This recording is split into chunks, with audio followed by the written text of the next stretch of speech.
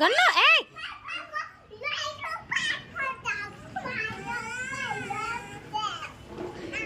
ధృతి దిగ స్కూటీ. మీరేంటి లేవండి, దిగండి, ధృతి ఏడుస్తుంది.